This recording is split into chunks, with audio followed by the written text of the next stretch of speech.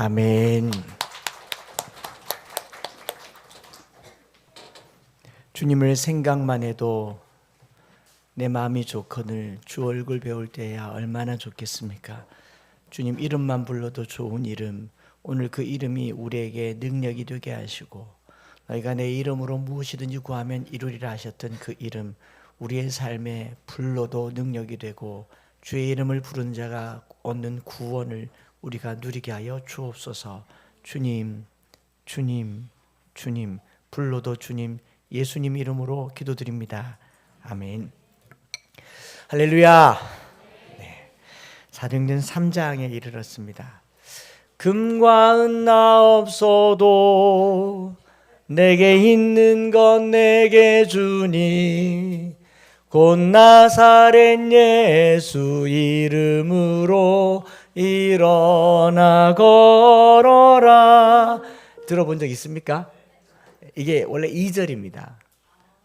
1절은 베드로와 요한이 기도하러 올라갈새 성전 미문에 앉은 안준뱅이 구걸을 하연. 2절 다 같이. 금과 은 나 없어도 내게 있는 건 내게 곧 나사렛 예수 이름으로 곧 나사렛 예수 이름으로 일어나고 후렴할까요? 그는 걸었네 뛰었네 찬양했네 그는 걸었네 뛰었네 찬양했네 곧 나사렛 예수 이름으로 일어나고 후렴도 2절에서 나는 걸었네 뛰었네 찬양했네 나는 걸었네 뛰었네 찬양했네 곧 나사렛 예수 이름으로 일어나 걸으라. 할렐루야. 이 찬양의 배경이 된 게 오늘 우리가 읽은 성경 말씀이죠. 그리고 저는 이 복음성가를 가지고 중학교 2학년 때 성극을 했었더랬습니다. 들어보신 분들은 알겠지만 성탄절 발표회 때 성가대가 성극을 맡았고 주인공 역할을 맡게 해준다는 이 지휘자 선생님의 말에 꼬드겨서 연습하러 갔는데 정작 제가 맡게 된 배역은 안진뱅이였습니다. 엄마는 돌아가시고 없고 아버지는 멀리 떠나고 없고 혼자 교회 다니는데 저한테 안진뱅이인데 앞에서 구걸하라고 하는 걸 겪으니까 또 상처가 되더라고요. 속에서 뭐가 막 올라와요. 뛰쳐나가고 싶은 마음이 들었습니다. 아니 주인공 시켜준다니 안진뱅이라니 이게 무슨 말이냐 했는데 속에는 또 다른 배역 누가 맡았는지 봤더니 베드로는 저를 전도한 저희 교회 장로님 아들이 친구가 맡았더라고요. 2번 죽었죠. 너무 불공정하다라는 생각이 들었죠. 그래서 지휘자 선생님께 이렇게 원망 섞인 눈으로 쳐다봤는데 지휘자 선생님이 하는 말이 야 베드로는 여기서 지나가는 행인이야. 제일 등장 시간이 많아. 처음부터 끝까지 네가 주인공이야 라는 말에 결국 속아서 하게 됐습니다. 하게 됐고 그때 지금은 안진뱅이라고 개역 성경에는 번역됐지만 지금은 이런 표현 쓰지 않죠. 지체장애라고 쓰지만 오늘은 설교의 편의상 안진뱅이라는 말 쓰겠습니다. 별로 쓰기를 원하지 않는 표현입니다. 장애인들의 입장에서는 좋은 표현이 아니어서. 그런데 너무 일상화된 표현이죠. 안진뱅이 의자 이런 말도 쓰잖아요. 지체장애 의자라고 쓰지는 않잖아요.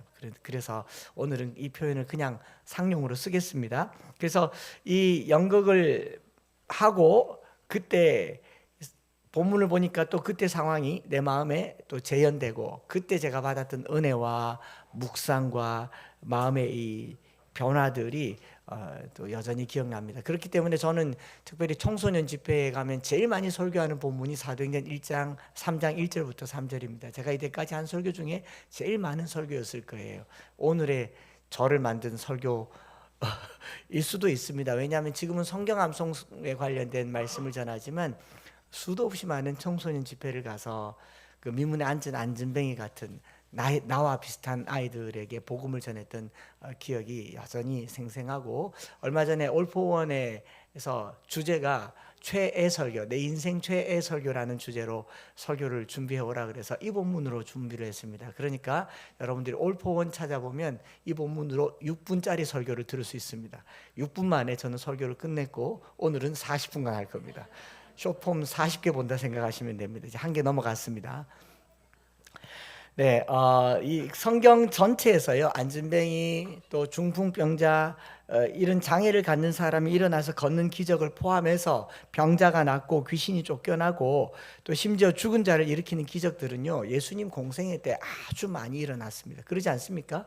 심지어는 보리떡 5개와 물고기 2마리로 5천 명을 먹이기도 했습니다. 더 놀랍게는 바람과 바다도 예수님의 말씀 한마디에 잠잠게 됐어요. 저가 누구기에 바람과 바다도 그 앞에 순종하는가 했던 그 예수님의 기적이었습니다. 그리고 제자들도 이 성령 세례 받기 전이에요. 이게 성령 세례를 받고 나서 이런 기적이 일어났다라고 말할 수만은 없는 게, 예수님 공생애 때 예수님께서 제자들을 두루 보낼 때 이 마태복음 10장 1절에 보면 예수께서 그 12제자를 부르사 더러운 귀신을 쫓아내며 모든 병과 모든 약한 것을 고치는 권능을 주시니라. 제자들도 이 일들을 해왔습니다. 사도행전 본문 바로 앞장인 2장 43절에 성령 충만의 역사가 일어난 후에 사람마다 두려워하는데 사도들로 말미암아 기사와 표적이 많이 나타났어요. 많이 나타났는데 이렇게 많이 나타난 기사와 표적 중에 나면서부터 걷지 못한 자가 걷게 된 기적은 등급에도 못 드는 기적입니다. 무슨 말인지 아시겠죠? 좀 더 센 걸 보여줘야죠. 마치 예수님께서 갈릴리 가나에서 물이 변해서 포도주가 된 걸 첫 번째 기적으로 보였다고 하면 좀 야겨. 첫 판에 나사로를 살렸더라면 분위기는 달라졌을 거예요. 그러지 않습니까? 데뷔 무대인데 이 시동을 너무 약하게 거셨어요. 그런데 사도행전 3장에서도 성령 세례 이후에 일어난 이 기적이 좀 약이요. 현대에서도 좀 기도하고 능력 있고 기도원에 가면 소아마비가 일어나는 거예요. 생각보다 자주 일어나는 일들 중에 하나입니다. 이게 왜 여기 기록됐을까라는 거죠. 그리고 또 이 사건으로, 그런데 이걸 조금 더 앞뒤 본문을 살펴서 이 본문이 주는 메시지를 보려고 하는 겁니다. 단순히 나사렛 예수 이름으로 일어나 걸어라, 우리 일어나 걷기를 바랍니다, 요거는 청소년용 설교. 오늘 저와 여러분들이 묵상할 때는 조금 더 깊이 본문 속으로 들어가 봐야 되지 않겠습니까? 4장과 이후의 본문들 2장과 연결해서 쭉 읽어보면요, 뭐 조금 달라지는 게 느껴진단 말이죠. 특별히 3장 10절에 보면 그가 본래 성전 비문에 앉아 구걸하던 사람인 줄 알고 그에게 일어난 일로 인하여 심히 놀랍게 여기며 놀라니라. 심히 놀랐다 그래요. 놀란 정도가 좀 사뭇 다릅니다. 누가가 기록하면서 이걸 굉장히 특정적으로 기록했다라는 거죠. 또 이 사건으로 11절 이후로, 다음 주에 다루게 되겠지만 11절 이후로 이 병 나은 사람이 베드로를 잡으니까 사람들이 행각에 모여드는데 엄청 많이 모여듭니다. 엄청나게 많이 모여들죠. 4장 4절에 보면 이 모여든 사람이 말씀을 듣고 들은 자 중에 믿은 사람이 많으니 남자의 수가 약 5천이나 되었더라라고 기록합니다. 그러니까 2장에서 성령 세례받고 말씀 전해서 세례받은 사람보다 더 많아졌잖아요. 뭐가 있다라는 느낌을 가지셔야 되는 거죠. 그러지 않겠습니까? 그러니까 2장 41절에 이 말을 받은 사람들은 세례를 받으면 이날의 신도의 수가 3천이나 더하더라 라고 했는데, 3장에 안진뱅이가 일어난 이 한 사건을 계기로 행각에 사람들이 모여들었고 베드로가 설교를 했어요. 이때 설교 3장의 설교와 2장의 설교가 크게 다르지 않습니다. 거의 비슷한 내용의 설교, 예수의 부활을 전했는데 더 많은 사람이 예수를 믿게 되고, 심지어는 이제 비로소 대제사장과 서기관과 당시 종교 지도자들이 경고하기까지 이르게 되는 거죠. 성령 충만한 이후에 일어났던 변화만큼이나 이 사람, 성전 미문에 앉은 사람이 일어난 사건을 의미심장하게 다루고 있다는 겁니다. 성령 세례를 받고 그날 구원받은 사람이 3천 명이 됐다, 이렇게 말하는 거하고, 안진뱅이가 일어난 후에 그날 구원받은 사람이 5천 명이 됐다, 근데 감이 좀 다르잖아요. 물론 직접적인 상관성은 없습니다. 안진뱅이가 일어난 후에 베드로를 잡자 놀라서 사람들이 모여들었고 그때 설교한 설교의 결과로 5천 명이 예수를 믿었지만 기록의 흐름상으로 봤을 때 성령 세례 받은 거나 안진뱅이가 일어난 이 한 이벤트 사건이 굉장히 같은 선상에서 의미심장하게 다루어지고 있다라는 겁니다. 그러지 않겠습니까? 많이 심히 놀랍고 놀라운 일이 되었고 이 기적을 본 사람이 심히 놀랐다라고 얘기를 하고 있고요. 그리고 4장에 보면 유명한 사건이 되었어요. 유명한 사건. 제가 말씀드린 것처럼 죽은 사람이 살아난 게 아니에요. 중풍병자가 회복된 것도 아닙니다.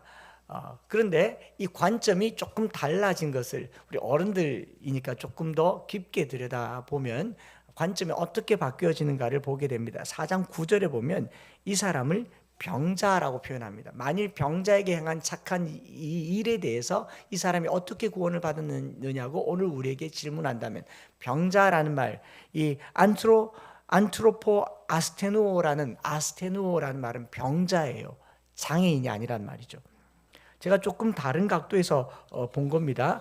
봤는데 이 안진뱅이는 신체, 지체 장애라는 표현으로 표현됩니다. 장애죠. 그리고 이 글을 쓴 사람은 누가예요. 누가는 직업이 의사입니다. 의사의 입장에서 안진뱅이는 장애입니다.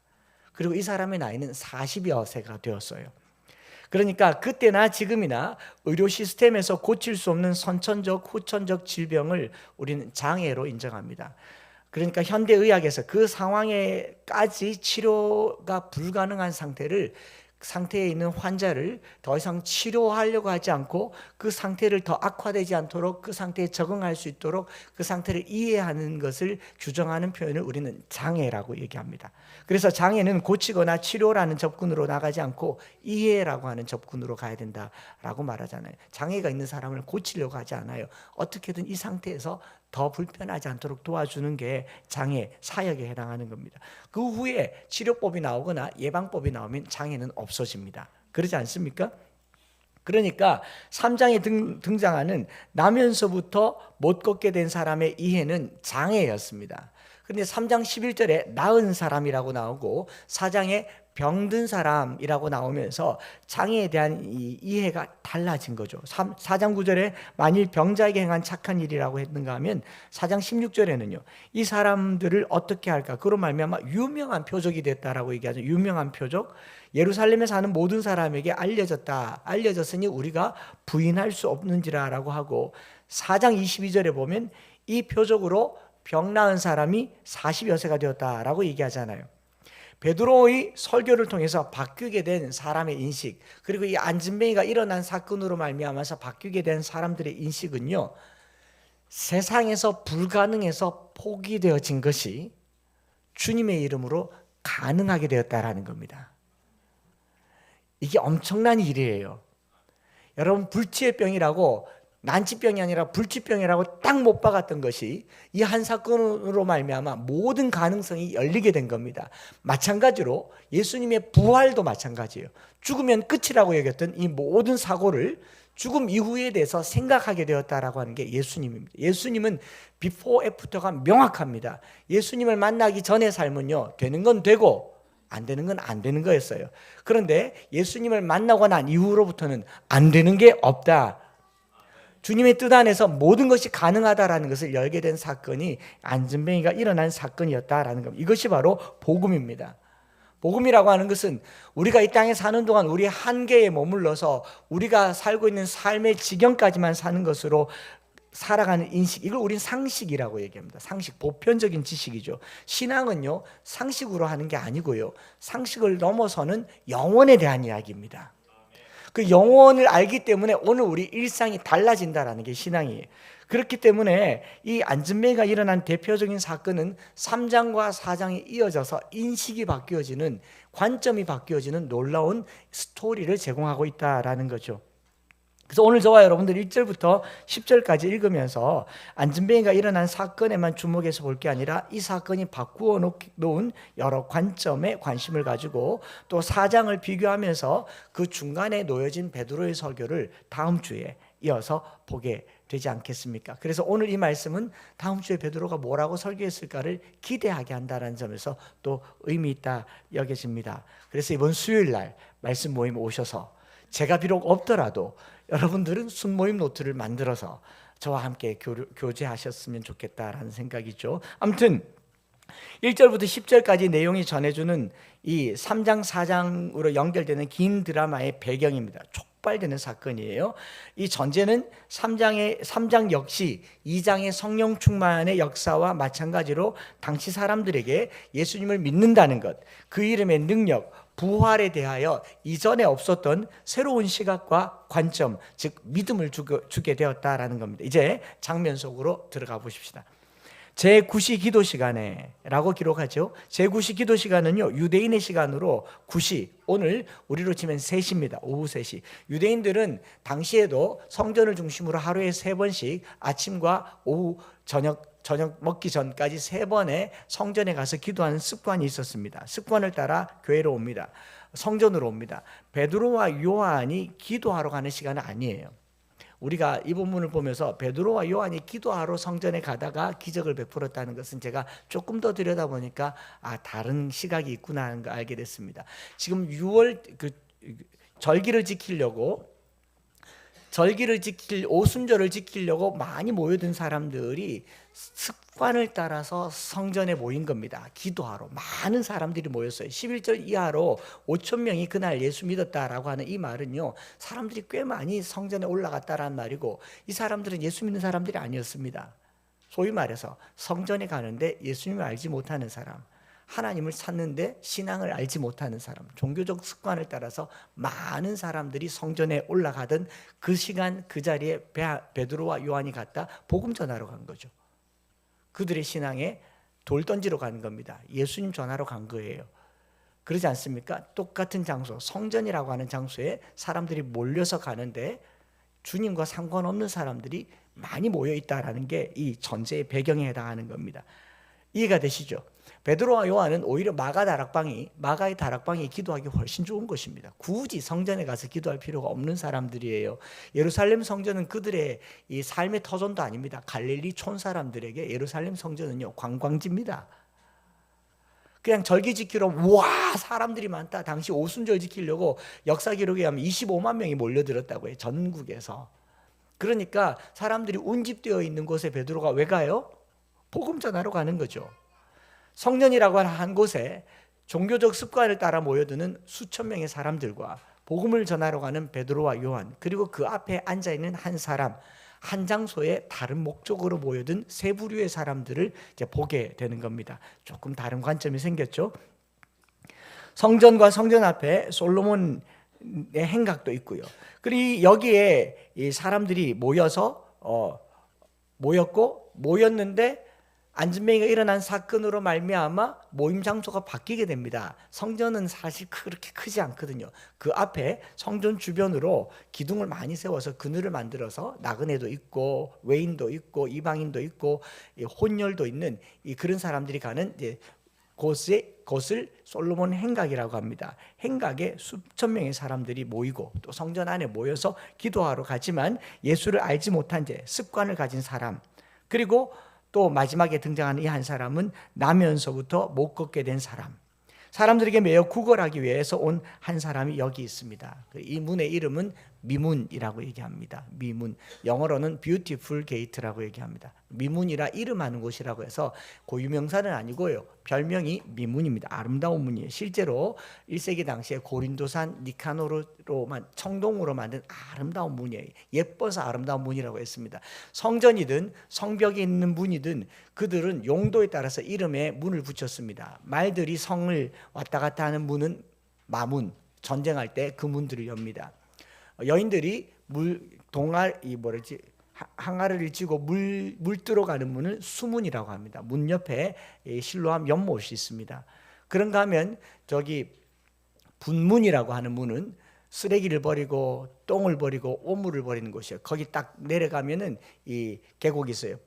게헨나라고 하는 이 흰놈의 계곡이 있어요. 거기 쓰레기도 버리고 불도 붙여 계속 불타 있는 곳. 그래서 흰놈의 이 계곡을 게헨나라고 해서 지옥으로 상징되는 곳이 있습니다. 그곳으로 가는 문을 분문이라고 얘기합니다. 양모는 목자들이 다니는 문은 양문. 그 문 열고 나가면 저기 들판이 가까워요. 문마다 특징이 있는데 미문이라고 했다라는 말은 문 자체가 예쁘고 문 자체가 예쁘단 말은 그 문으로 들어가는 사람들이 신분이 좀 남다르다는 거죠.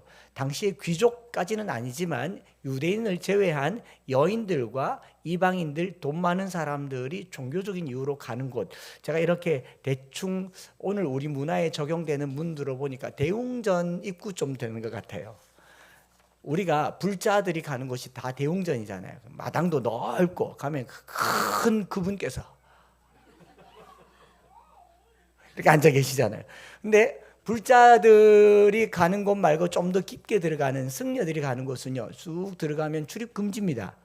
그죠? 좀 더 깊은 수행하는 곳은 불자들이라도 못 들어가는 곳이 있는 것처럼 성전 미문은 사람들이 많이 모일 수 있도록 이렇게 만들어져서 거기에 부자들과 또 이방인들이라 할지라도 어느 정도 허용되어 있는 곳이고, 거기에 이 안진뱅이가 앉아 있는 것이죠. 딱 전략적 요충지죠. 사람들이 많이 다니니까 돈을 많이 얻을 수 있고, 여기 한 장소를 두고 다른 목적으로 사람들이 모여드는 곳이 성전 그리고 미문 앞인 것 같습니다. 신앙 없이 습관을 쫓아 하나님을 찾는 많은 무리들, 습관이에요. 오늘 우리도 마찬가지죠. 교회를 안 갈 수는 없고 가기에는 신앙이 없고, 뭐 그런 사람들이 하나 둘이겠습니까? 특별히 모태신앙 3대 4대 신앙 가지신 분들은 그 모든 원성을 목사님에게 쏟아부어 말씀은 은혜가 안 된다. 자기가 믿음이 없다는 생각을 안 하는가 보죠. 안 그렇습니까? 그런 경우가 많잖아요. 교회를 안 갈 수는 없고 가기는 뭐 석연찮고, 꼭 목사님만 왜 탓하세요? 배고픈 놈이 밥도 맛있게 먹더만. 아니, 저보고 말하지 말란 말은 아니고요. 습관적으로 기도하러 사람들이 많이 몰려든 곳 성전입니다. 그리고 복음을 전하러 성전에 올라가는 두 제자, 부자들이 다니는 이 아름다운 문 앞에 놓여서 구걸하는 사람, 이 모습들이 모두 아이러니하게 역설적으로 한 장소에서 이렇게 모여있다. 여기 모인 사람들의 시선과 목적과 방향에 대한 각도가 달라진 사건이 안진뱅이 사건이다. 저는 그렇게 보았습니다. 누가는 이 안진뱅이의 시선을 먼저 본문에서부터 풀어나갑니다. 3절에 보면 그가 앉아서 베드로와 요한이 성전에 들어가려 함을 보고 구걸하거늘 보고 구걸했다라고 얘기합니다. 이 장애인이 본다라고 하는 이 말은 이돈이라고 얘기하는데 그냥 본다라는 말입니다. 영어 성경에 to see라고 되어 있어요. 이 see는 지각 동사죠. 감각 동사입니다. 눈만 뜨고 있으면 다 보이는 거, 시력만 있으면 다 보이는 거. 이 안진뱅이에게는 베드로와 요한이 이름이 뭔지, 그 사람의 직책이 어떤 사람인지 중요하지 않습니다. 내게는 고객일 뿐이에요. 내가 한 푼 얻을 사람이지, 베드로가 예수님의 수제자인지 성령 세례를 받았는지 나를 고칠 권능이 있는지 그런 건 중요하지 않습니다. 그냥 지나가는 행인이었습니다. 그러니까 안진뱅이가 주인공이었던 거 맞아요. 저 주인공이었어요. 네. 구걸의 대상이죠. 안진뱅이에게 베드로와 요한은 구걸의 대상입니다. 상대방을 바라볼 때요, 내 필요를 따라 사람을 보는 사람들이 있습니다. 보긴 보는데 그가 누군지 뭐 하는지는 중요하지 않아요. 그를 봤을 때 내게 고객이 된 사람이 있습니다. 카페를 하더라도 커피 좋아서 카페를 했지만 카페 매출이 안 오르면요, 들어온 사람이 다 5천원짜리 커피로 보입니다. 해봤으니까 알지 않습니까? 그렇게 보인다고. 오늘날 교회도 마찬가지예요. 목회자가 성도들과 함께 목회를 하면서요, 예배드리러 오는 성도들이 정말 하나님이 필요하고 예수의 이름이 필요한 한 영혼으로 보여야 되는데, 교인이 늘어나는 것을 재정의 확장과 교회의 성장과 또 건축의 대상과 이 헌신의 대상으로 여기는 게 오늘 우리의 현실이지 않습니까? 똑같이 봐도 그 영혼이 지금 얼마나 갈급하며 그 영혼이 지금 얼마나 필요한가를 보는 게 아니라 성도가 늘었다. 할렐루야. 지금도 많이 왔네요. 할렐루야.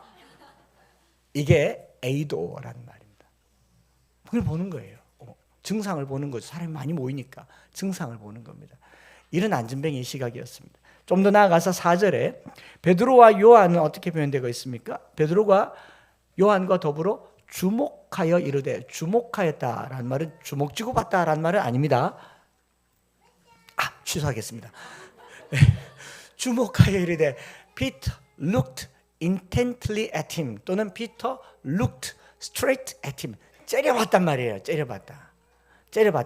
주목하여 봤다라는 말은 헬라 말로요, 아테니조라고 하는데 자세히 쳐다보다, 응시하다 뚫어지게 보다예요.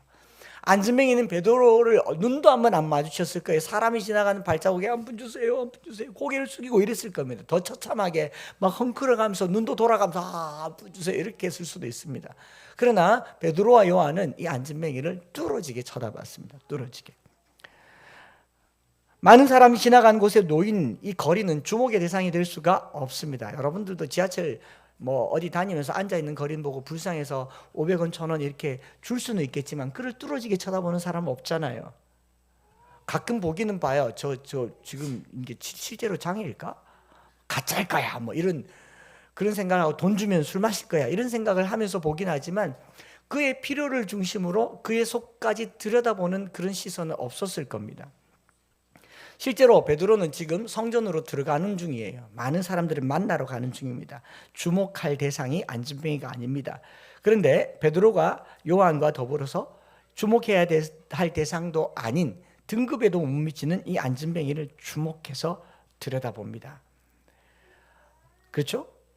그때 저는 어떤 생각이 들었냐면요.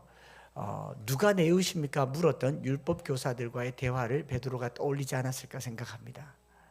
누가 내 이웃입니까? 물었을 때 선한 사마리아인, 강도 만난 사람에게 친절을 베풀었던 선한 사마리아인의 이야기가 떠올랐는지 모릅니다. 그냥 지나친 사람들이 누구였느냐 하면 성전을 향해서 달려가던 제사장들과 레위인들이었습니다. 누가복음 10장에 보면 사마리아인에 대한 표현이 이렇게 있죠. 31절에 마침 한 제사장이 그 길로 내려가다가 그를 보고 피하여 지나갔습니다. 제사장이니까 자기를 부정하게 하면 안 돼서 성전을 향해서 가야 되니까. 레위인도 이 32절에 또 이와 같이 한 레위인도 그곳에 이르러 그를 보고 피하여 지나갔습니다. 성전을 향해서 가는 사람들입니다. 33절에 어떤 사마리아 사람은 여행 중 거기 이르러 그를 보고 불쌍히 여겼습니다. 가까이 가서 기름과 포도주를 그 상처에 붓고 싸매고 자기 짐승을 태워주고 데리고 가서 돌보아 주었다라고 말합니다. 성전으로 급히 가야 하는 제사장과 레위인, 여행 중에 있는 사마리아인 으로 이해될 수 있습니다. 자기 목표가 충실하고 자기 목표를 이루기 위해서 열심히 살아가는 제사장과 레위인이 있는가 하면 어찌 보면 시간도 많고 여유 있는 사마리아인 여행 중이었을지도 모르겠지만 여행도 목적지가 있고요. 여행에 드는 경비가 있습니다. 여행을 가보면요. 내가 써야 될 돈을 딱 맞게 들고 갑니다. 근데 지금 자기 목적과 완전히 어긋난 삶을 살고 있는 사람이 사마리아인입니다. 여행도 못 가게 되죠. 여행에 필요한 경비도 다 써버리게 됩니다. 이 사람이 강도 만났단 말은 나도 강도 만날 수 있는 위협을 감내해야 된다는 것까지도 내가 다 엎었습니다. 갔다가 돌아오는 길에 경비까지 더 추가해서 줍니다. 그 사마리아인이 베드로에게 떠올랐는지 모르겠습니다. 제가 나중에 천국 가서 혹시 그때 그 장면 연결됐는지 물어보고 쇼츠 만들어 드릴게요. 베드로와 요한이 성전으로 올라가는 길이었어요. 목표가 분명했습니다. 기도 시간에 기도하는 사람들을 만나러 그들에게 복음 전하러 가는 길이었습니다. 그러나 아테니조 그들이 안진뱅이를 주목하여 보는 순간 올라가던 목표와 방향이 바뀌어졌습니다. 더 이상 그들이 목표로 한 곳은 성전이 아니게 됩니다. 그리고 11절 이후로 베드로와 요한은 성전이 아닌 성전 앞 솔로몬 행각으로 모이게 됩니다. 바깥들이에요. 그리고 이후로부터 모든 사도들과 성도들은 성전이 아닌 행각에 모입니다. 사도행전 5장 12절에 사도들이 손을 통하여 민간의 표적과 기사가 많이 일어나며 믿는 사람이 다 마음을 같이하여 솔로몬 행각에 모였다라고 얘기합니다. 장소가 바뀌어 버렸어요. 시선이 바뀌면서 장소도 바뀌는 거죠. 자신의 필요를 따라 베드로와 요한을 바라보던 에이도온 하던 안진뱅이와 반대로 안진뱅이의 필요에 주목하여 바라보던 베드로와 요한의 모습을 우리는 비교하여 살펴볼 수 있는 거죠. 우리가 눈 뜨고 살아도 똑같은 걸 봐도 똑같은 장소에 있어도 보는 것과 인식할 수 있는 이 범주가 단순히 시각과 시력에만 있는 것이 아닌 겁니다. 보이는 대로 보는 대로 보는 것 같지만요. 우리 모든 사람의 시각에는요. 자기 나름만의 셀로판 테이프 있어서 내 눈에 보이는 것만 보입니다. 내가 볼 수 있는 것만 봐요. 여기 제 또래 연배되시는 분들은 그런 거 공부해봐서 알 겁니다. 교과서에 빨간색으로 답안지 그려놓고 답안지 가르려고 그 위에 빨간색 셀로판 테이프 딱 붙여가지고 답 안 보이게 하는 거. 아무도 모르시네요. 여러분들 저보다 더 알로 계신 분들이시고요. 참고서에 보면은 이 잔대에 빨간색으로 된 자를 이 참고서나 문제집을 삼 줘요. 그리고 그 답안지가 그냥 빨갛게 답이 달아져 있어요. 그게 딱 덮으면 거의 공백이 돼요. 빨간색 셀로판 테이프를 끼면 빨간색은 아무것도 보이지 않습니다. 생명이라고 하잖아요. 빨간색이 보이지 않는 것을 빨간 생명이라고 하지 않습니까? 우리가 똑같이 눈 뜨고 보지만 주님이 보여주지 않으면요, 죽었다 깨어나도 못 보는 게 이 세상입니다. 저희들이 똑같이 교회 오지만, 똑같이 예배드리지만, 똑같은 설교를 듣지만 죽어도 못 들을 수 있는 말이 있습니다. 저는 이게 눈에 보였어요. 이걸 표현한 아주 철학적인 표현이 있더라고요. 뭐 눈에는 못밖에 안 보인다. 이 그냥 속담이 아니고 진짜 철학적인 용어예요. 제가 찾아보니까 불안돈목이라는 표현이 있더라고요. 불안돈목. 못 들어보셨나요? 아시는 분들은 대부분 알 겁니다. 역사 공부 좀 하면 알죠. 태조 이성계가 자기 스승 무학대사랑 대화를 나누면서 당시에 숭유 억불, 불교를, 고려의 정신이었던 불교를 억제하고 유교를 이제 숭상하기 위해서 자기 스승인 무학대사를 조금 디스하면서 서로 농따먹기를 했습니다. 그러면서 이 태조 이성계가 이 무학대사에게 뭐라 그러니까, 대사는 내가 보니까 고기도 안 먹고 채소만 먹고 사는데도 띠룩띠룩 살이 찐 게 돼지같이 보입니다. 이렇게 얘기를 해요. 그랬더니 이 무학대사가 이성계에게 뭐라고 얘기해? 왕은 제 눈에 부처님처럼 보입니다. 여보시오, 그러면 농이 되지 않잖소. 나는 농 삼아서 돼지같이 보인다라고 디스를 했는데 나를 부처님 같다니 그랬더니 그때 무학대사가 하는 말이, 부처님 눈에는 부처가 보이고 돼지 눈에는 돼지가 보입니다. 굉장히 의미심장한 말 아니겠어요? 우리는 내가 아는 만큼 보고요, 내가 깨닫는 만큼 깨닫습니다. 많이 보는 것 같지만, 많이 배웠다고 많이 아는 것 같지만 주님이 이렇게 보면 멀었다. 오늘 저나 여러분들이 많이 멀었습니다. 많이 멀었어요.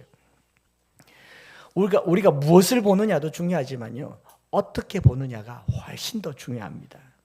똑같은 현장에서 똑같은 팩트를 보는데 보이는 게 달라요. 정권마다 다르고 젊은이들, 어른들마다 다르고 저마다 자기의 관점을 얘기를 합니다. 그런데 주님이 이렇게 보면 다 멀은 거예요. 저나 여러분들이나.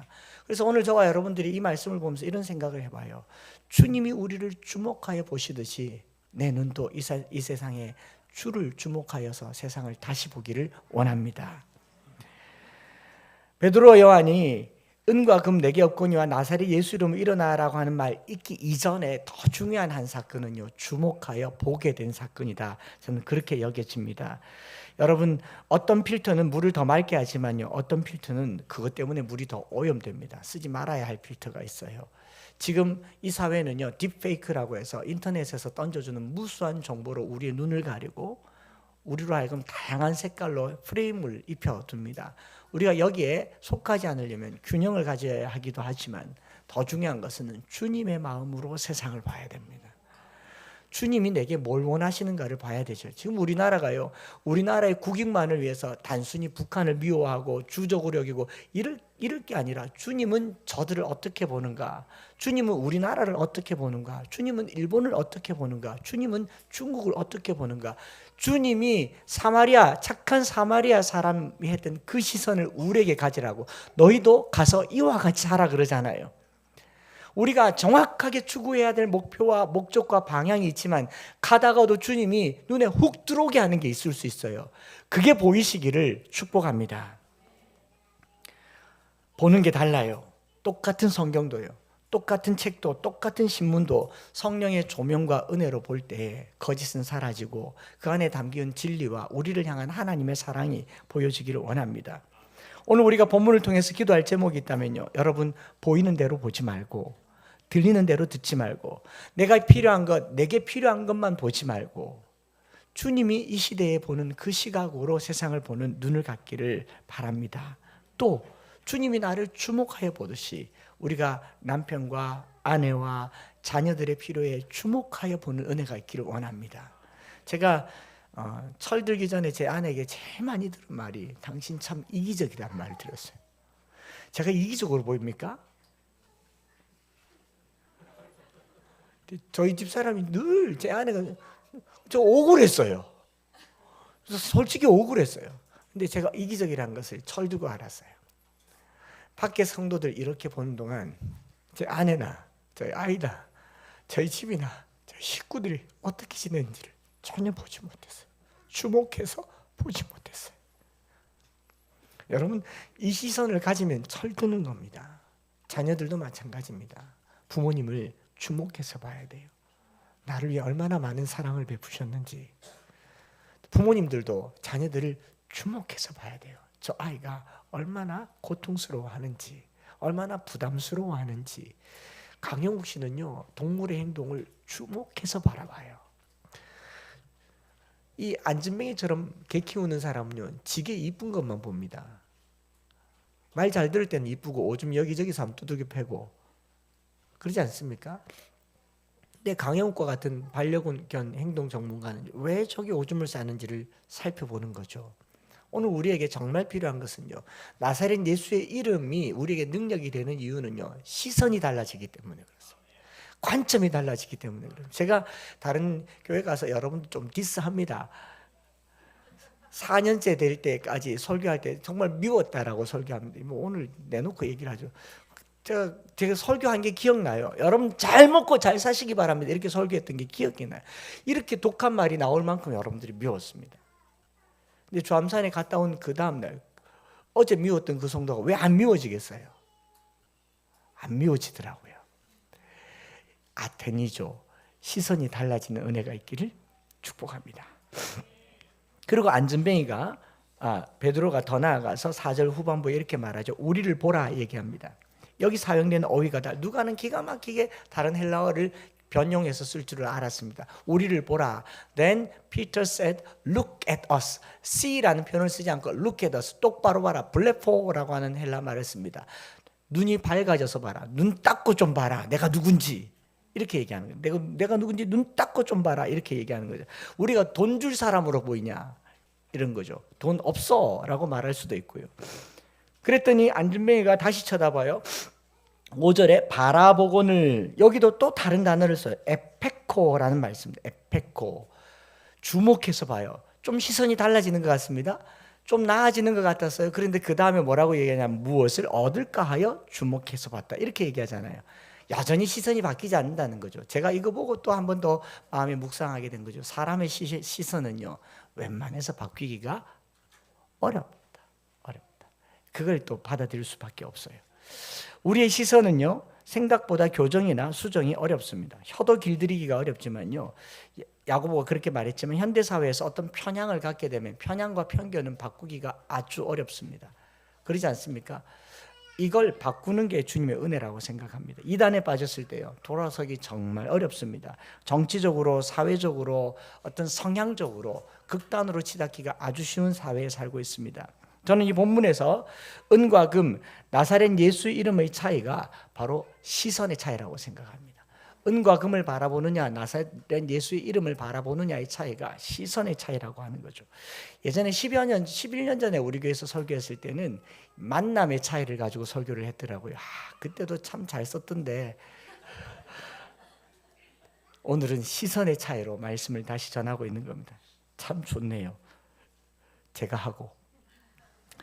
안진뱅이가 실제로 자신에게 가장 필요한 모든 것은 병을 고치시는 예수님이십니다. 그 이름의 능력입니다. 그런데요, 40여 년을 살다 보니 장애가 된 거예요. 처음부터 이러지 않았을 겁니다. 나는 왜 못 걷게 됐을까? 걸어보려고 시도도 하고 물리치료도 받고, 우리 물리치료사 4분 다 동원해서 받고 집에 세라젬도 사놨을 거예요. 다 했을 거예요. 그러나 40년이라는 세월을 보내는 동안 단념한 거죠. 나는 걸을 수 없다. 나는 못 걷는다. 걷는다는 것에 대해서 단 일의 희망도 갖지 않은 사람이 안진뱅이입니다. 그러니 그가 할 수 있는 유일한 희망은 은과 금이었어요. 은과 금. 그래서 손에 든 은과 금, 내일도 필요하고 모레도 필요하고. 그렇지만 우리 주님은요, 물고기와 보리떡으로 5,000명을 먹이셨지 않습니까? 주님은 죽은 자를 살리지 않았습니까? 이 소비사회에서 내 수요를 충족해 하려고 신앙생활하면 늘 그것만 위해서 살 겁니다. 사업 잘 되게 하고 공부 잘 되게 하고 성공하기 위해서 늘 은을 추구하고 금을 추구하고 살지만, 그렇게 추구하면 추구할수록 저나 여러분들은 장애에 머물게 될 겁니다. 이 장애를 딛고 일어설 수 있는 그 큰 능력, 이 장애가 아니라 병이 되고 병이 병 나은 사람 되는 그 큰 능력은요, 보는 관점이 달라지고 예수의 이름이 내게 능력이 될 때 나타나는 것인 줄 믿습니다. 그래서 사람들이 놀란 거죠. 40년이라는 시간을 알기 때문에 서로 다른 시선을 가지고 서로 다른 필요를 추구하면서 같은 장소에 모인 사람들의 이야기입니다. 베드로의 이 한마디, 은과 금은 내게 없거니와 내게 있는 이것을 내게 주노니 라고 한 이 말은요, 예수의 이름은 우리의 모든 시선과 우리의 모든 인생의 방향과 추구하는 목적을 하나로 모아서 이제는 앉아있는 자가 아니라 일어나서 뛰고 걸으며 성전 안으로 들어가서 하나님을 찬양하게 하는 능력인 줄 믿습니다. 그래서 이 이야기는요, 기능이 회복되는, 다리의 기능이 회복되는 것을 말하는 것이 아니라 성전의 본래의 기능이 회복되는 놀라운 장면을 제공해 주고 있는 것이죠. 사람들은 그가 걷는 것만 보고 놀란 게 아니에요. 10절에 보면 그가 본래 성전 미문에 앉아 구걸하던 사람인 줄 알고 그에게 일어난 일로 인하여 심히 놀랍게 여기며 놀랍게 여기니라. 바로 앞에 9절에 모든 백성이 그 걷는 것과 하나님을 찬송함을 보았다라고 얘기하지 않습니까? 여러분, 뛰어서서 걸으면서 제일 먼저 하고 싶은 것은 운동장 가서 뛰어보거나 집에 가서 보여주거나 뭘 해야 되지 않겠어요? 근데 그가 성전 안으로 들어갔다는 겁니다. 이제까지는 성전 앞에 앉았던 사람, 이게 신약과 구약에 바뀌어진 주님의 사역의 방향입니다. 구약의 사역의 방향은요, 안진뱅이, 절뚝발이 또는 눈먼 자, 백막이 상한 자, 고환이 상한 자, 성전에 가까이 갈 수가 없습니다. 부정한 사람들이에요. 성전 밖에 있어야 됩니다. 진 밖에서, 늘 진 밖에서 머물러 있던 이 한 사람이 일어나면서 비로소 알게 됐어요. 내가 정결하게 되었으니 안으로 들어가서 하나님을 찬양하자. 우리의 신앙이 교회에 오지만 성전 미문 앞에 앉아있는 안진뱅이일 수가 있습니다. 남들이 드러나서 들여다줘야 되는 안진뱅이일 수가 있어요. 성도들도요, 신방 안 하고 전화 안 하면 교회 안 갑니다. 여러분들이 관리 대상입니까? 제가 보험회사 영업직원입니까? 예수를 믿었으면 누가 오라 해야 오고 연락도 한 번 안 하더라고요. 저 안 할 거거든요, 앞으로도. 신앙이 내가 연락한다고 신앙 갖고 안 하려면 삐지고, 그런 신앙이 어디 있습니까? 그걸 안진뱅이라고 얘기한다고요. 고작 은과 금과 위로 몇 마디 얻으려고 교회를 다니는 거예요. 성전에 오지만 안에도 못 들어오고, 성전에 오지만 미문 앞에 그 아름다운 곳에 앉아서 쩔뚝거리며 평생 살아갈 겁니까? 아니면 나를 주목하여 보시는 예수님 그 이름 붙들고 뛰어 서서 걸으며 안에 들어가서 찬양하겠습니까? 저와 여러분들이 이 믿음 갖기를 원합니다. 특별히 우리 어린 자녀들은 부모님이 이끌어서 교회로 이끌지만요, 이제는 두 발로 다니세요. 부모님 뭐라 해도 다니세요. 여기 있는 어른들은요, 소방 맞고 얻어 터지고 책 빼앗기고 성경책 찢기며 신앙을 고수했던 어른들이 오늘 교회를 만들었어요. 정부가 교회를 문 닫을 수가 없습니다. 나라 법이 교회를 문 닫을 수가 없어요. 감옥에 가둘 수가 있습니다. 박해를 받으면요, 기뻐하시기 바랍니다. 밖에 가서 나라법 바꾸려고 하지 말고요, 예수나 똑바로 믿으세요. 이거 해야 됩니까? 가서 뭘 들고 광화문에 가서 서초동에 가서 이 나라 법은 원래 세속법이에요. 가장 세속적인 법이 뭐냐면 종교의 자유잖아요. 하나님은 우리에게 종교의 자유를 준 적이 없습니다. 나 외에 다른 신들을 내게 두지 말라. 대한민국 헌법은 첫 항에서부터 하나님을 거역하는 헌법이에요. 이 법을 우리는 거역하면서 여기 있는 거예요. 교회에서 말하잖아요. 예수 외에 다른 신들은 없습니다. 4장에 바로 나와요. 천하 예수 외에 다른 이름으로는 구원 얻을 이름이 없느니라. 이게 능력이에요.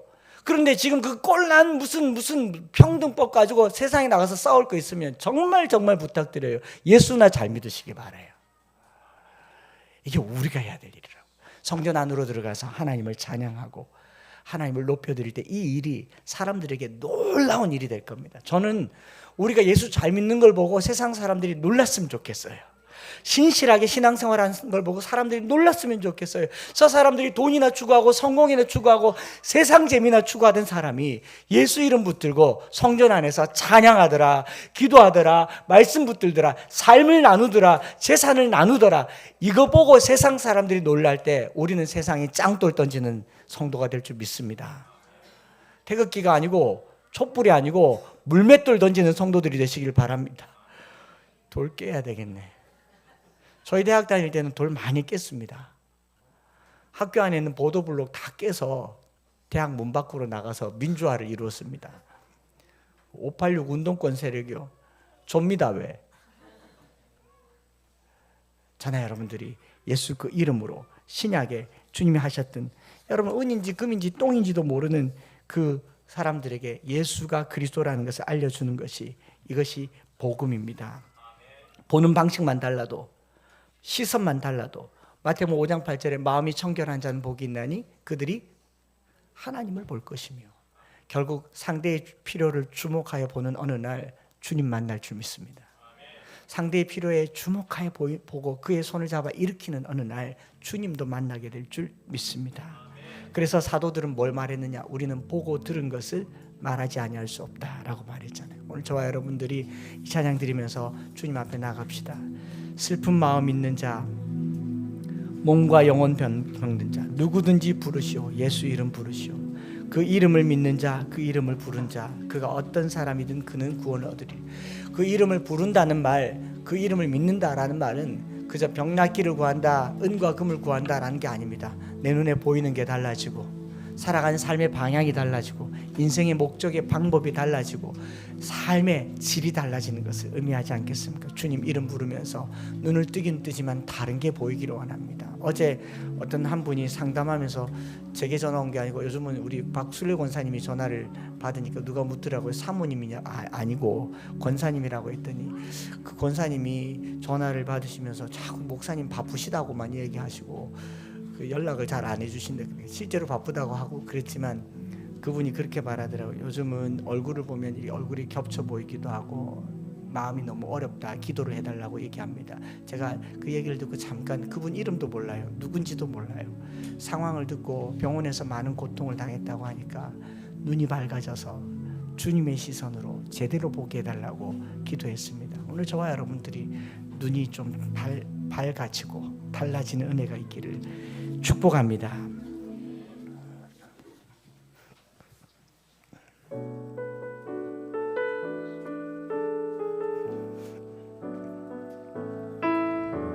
슬픈 마음이 있는 자, 몸과 영혼 병든 자, 누구든지 부르시오.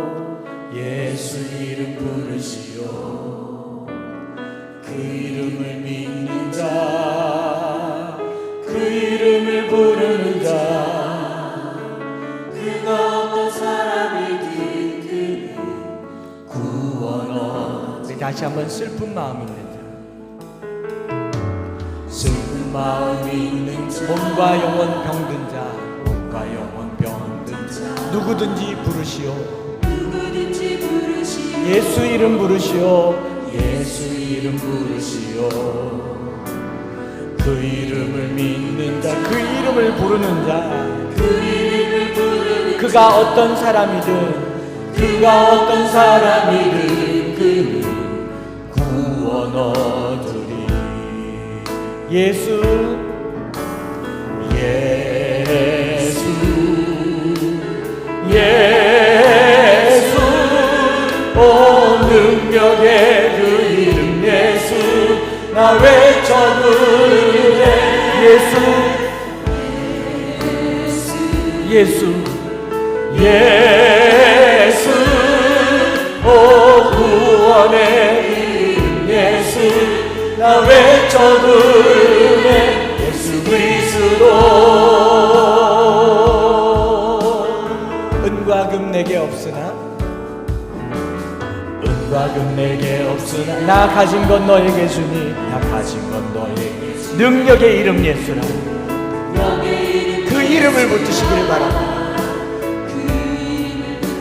그 이름을 믿는 자, 그 이름을 믿는, 그 이름을 외치는 자, 그 이름을 외치는 자, 그가 어떤 사람이든 그는 주의 영광 보리라. 예수 예수 예수 예수, 오 능력의 그 이름 예수, 나 외쳐 부르네. 예수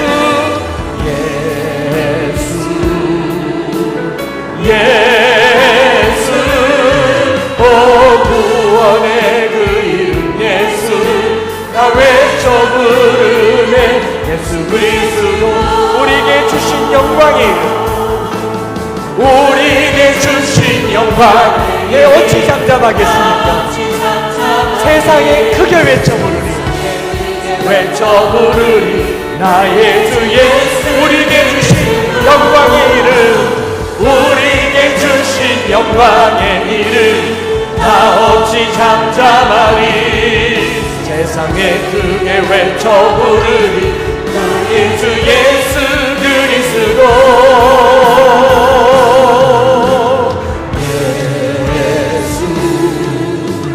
우리 그 이름의 능력이 있음을 믿습니다.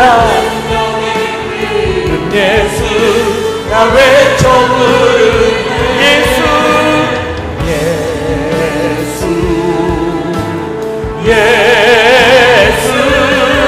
오 능력의 그 이름 예수 나 외쳐 은과 금이 아니라 예수 이름으로 예수의 이름 세상의 소망이요 예수의 이름은 천국의 길 다시 한번 마음을 다해서 믿음으로 고백합니다. 예수의 이름 세상의 소망이요 예수의 이름은 천국의 기쁨일세. 우리 시간에 주님 크게 한번 부르짖고 기도할 텐데요. 여러분 눈이 가려져서도 못 볼 수 있지만요 멀쩡하게 보다가도 가려질 수가 있습니다. 신앙생활 잘 하다가도 어느 날 하고 가려질 수 있어요. 예수 이름 부르고 눈이 뜨여지기를 원합니다. 기도할 때 하나님 한 주간 동안 아테니조 주목하여 바라보았던 주님의 그 시선으로 세상 보게 하시고 나의 필요가 아니라 상대의 필요를 보게 하시고 주님의 눈으로 이 세상에 정말 필요한 것은 은과 금이 아니라 예수 그 이름임을 알게 하여 주시옵소서. 어제 저녁에 늦게 장인어른께서 이제 마지막으로 사위 기도를 한번 받으면 좋겠다. 그래서 밤늦게 달려가서 기도를 해드리고 왔습니다. 병원에 계속 모셔놓는데 병원에서 집으로 자꾸 가겠다 그랬어요. 왜 자꾸 집으로 가느냐 했더니 병원이 불편하고 싫어서가 아니라 이전에는 좀 아프면 집에서 주님 이름 부르고 기도하면 금방 나았는데 집에 가서 기도하고 싶어서 그리고 기도를 한데 안 나으니까 이 믿음이 흔들리는 거예요. 그래서 사위를 불러서 기도를 해달라고 하더라고요. 여러분 우리가 멀쩡하고 건강할 때는요 부르는 대로 믿음이 됩니다. 근데 약할 때 이게 흔들리더라고요. 약할 때 흔들리더라고요. 그래서 저와 여러분들이 꼭 저희 장인어른을 위해서 기도해달라는 말은 아닐지라도 우리가 끝까지 흔들리지 않도록 내 시선이 끝까지 흔들리지 않도록 주님께 집중되도록 살다 보면요 시험 들어요, 흔들려요, 무너져요. 여러분 오늘 기도할 때 주님 흔들리지 않는 주님의 시선 아테니조 갖게 하여 주시옵소서. 주께만 주목하여 보게 하여 주시옵소서. 우리 크게 주여 한번 부르짖고 기도하겠습니다. 주여 살아계신 아버지 하나님 오늘 베드로가 요한과 더불어 주목하여 그 안진뱅이를 본 것처럼 오늘 주님께서 우리를 주목하여 바라보시고 우리에게 정말 무엇이 필요한가를 보시고 우리의 필요를 채워주시고 우리의 필요를 알게 하여 주시고 우리는 당장 아프면 진통제를 찾고 없으면 돌을 찾지만 정말 내게 필요한 예수 그 이름으로 살게 하여 주옵소서. 주님 그 이름으로 살아가는 것이 내게 능력이 되게 하여 주옵소서. 은과 금이 아니라 내게 있는 나사렛 예수의 이름이 내 시선을 바꾸고 삶의 방향을 바꾸고 목적을 바꾸고 주님 앞에 주여 부르짖으며 예수 이름으로 살아드릴 수 있도록 예수 그리스도가 나에게 능력이 될 수 있도록 주여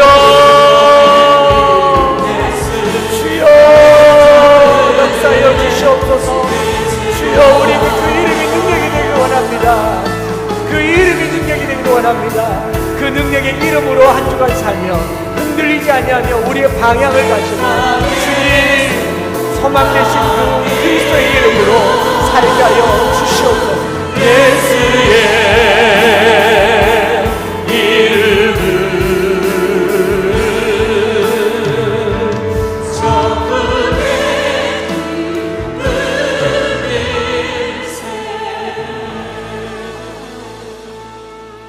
하나님 아버지, 평생을 앉아만 지내다 보니 이게 운명인 줄 알았습니다. 장애라고 생각했습니다. 그러나 주님 이름이 장애가 아니라 질병이다, 나을 거다 말씀하신 것을 또 묵상해 봅니다. 심지어 우리 주님께서는 죽은 회당장의 딸 야이로의 딸에게 자는 것이 아니라 죽은 것이 아니라 잔다라고 말씀하신 것처럼 오늘 우리 눈에 죽은 것 같이 보인 것도 주님 눈에는 자는 것처럼 보였다면 오늘 우리 눈에 안 되는 것도 주님 눈에는 되는 것이 되는 줄 믿습니다. 오늘 우리가 이 주님의 시선을 갖게 하여 주옵소서. 세상이 갖지 못하는 주님의 시선으로 세상을 바라보게 하여 주옵소서. 세상은 은으로 금으로 경제적 이익과 이 이윤으로 사는 것 같지만 주님의 은혜로 사는 것을 우리가 알고 듣고 보았사오니 우리에게 이 시각과 시야를 가지고 은과 금이 아니라 예수 이름으로 살기를 소망합니다. 살다 보면 흔들릴 수가 있고 살다 보면 무너질 수가 있겠지만 그때마다 우리의 눈을 들어 주를 볼 수 있는 은혜를 허락하여 주옵소서. 하나님, 보는 게 다가 아니고 보이는 게 다가 아니고 아는 게 다가 아니고 깨달은 게 다가 아님을 또 느낍니다. 주님 앞에 부족한 종으로 더 엎드려 살겠습니다. 우리 성도들도 더 엎드려 주님 앞에 한 걸음씩 나아가는 우리 한 주가 되게 하여 주옵소서. 주님 예물 드립니다. 한 주를 어떻게 살게 하시고 주님 앞에 우리의 부족하고 연약함 속에 신앙으로 고백되어진 10의 1조와 감사헌금, 주일헌금, 성경헌금, 비전헌금들 받아주시고 우리가 은과 금으로 살겠지만 그러나 믿음은 예수 그리스도의 이름으로 사는 것을 고백하며 드려오니 받아주시고 벌떡 일어나서 성전 안으로 들어가 찬양하는 우리 모두가 되게 하여 주옵소서.